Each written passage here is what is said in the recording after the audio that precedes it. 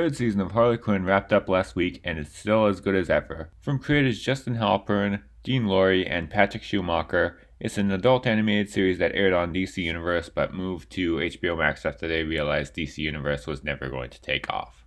Despite actually being a DC licensed property, this is a more cartoonish take on the universe, as in many of the characters are purposefully caricatures of themselves, and the concept of heroes and villains is so casual that it basically means nothing. For example, in Season 1, the public only turns against the supervillain character after he's caught saying the C word. It mostly feels more like the Venture Brothers than Batman the Animated Series. It's basically the kind of show where it's not surprising that James Gunn has a recurring role as himself, where he's directing an Oscar bait movie about Batman's father. Yeah, the most celebrated film come Oscar season will be from the writer of Romeo and Juliet. But despite that, there are still a lot of things that it does take seriously, namely the characters. Underneath the irreverent humor and dick jokes, there is a sense of care and respect for these iconic characters. Even those that are caricatures and have exaggerated traits are at least likable and relatable. And the same can be said about this season, with Harley Quinn now in another relationship, with Poison Ivy. And they have great chemistry with each other as they finally move from best friends to something more. And the relationship is treated completely serious and feels real. There are even a few decent emotional moments between them.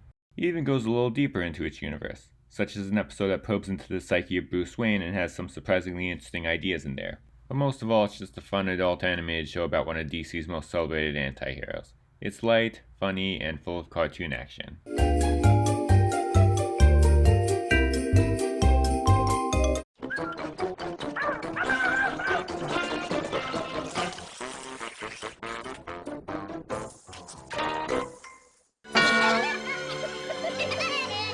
From Universal Pictures.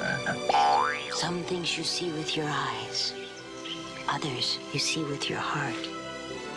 A new adventure is born. The Land Before Time. Coming this Thanksgiving to a theater near you.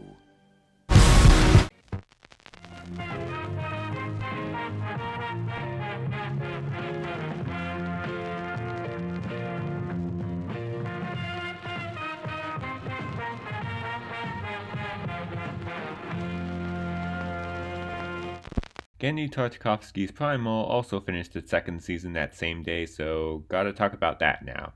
So, Primal continues its streak of being the most epic thing ever. I've talked about the first season in another video. I'll leave the link in the description and a notification that should be showing up now. But to be brief, an ultra-violent show about cavemen and dinosaurs and stuff, shown without dialogue. Big fan. This season aired on Adult Swim but on midnight on Thursday, so that might not be a good sign for it being renewed. I'm guessing anybody with a job or anything, if you watched it on HBO Max the day after. Anyway, this continues its unrelenting string of prehistoric brutality while also expanding on its world. This one goes deeper into the Viking stuff that was introduced at the end of the first season, raising questions about where and when the show actually takes place. And most of it is on par with the first season with its graphically violent cartoon action and raw emotion, but this time with an overarching story for the season. And in the middle of all that, there's a random episode that's out of the universe of the show entirely. They basically just made a monster slasher movie in the Victorian era.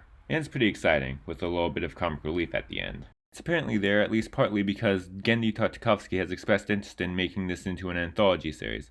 Probably something like Love, Death, and Robots. So much that he unexpectedly might have ended the main story. Something that I'm hoping against. I mean, I guess it would be a good finale if this never gets renewed. And I'd like to see the anthology idea. But these two main characters and the world they live in are kind of the glue holding it together. I don't know if I will love it the same way if they aren't there. But really, I guess my only actual complaint is that this finale kind of wraps up too soon. The last episode just feels rushed, especially considering how borderline flawless the rest of the show is. But even if this is the end, or just the end of this arc, it's still just a somewhat flawed ending to a brilliant show arc. It went out the same way it came in, brutal and exhilarating. If they do continue on this route, that would be just as great, even if a little different. It's one of the most underrated shows on TV, but that ending just made it miss another perfect 5-star rating.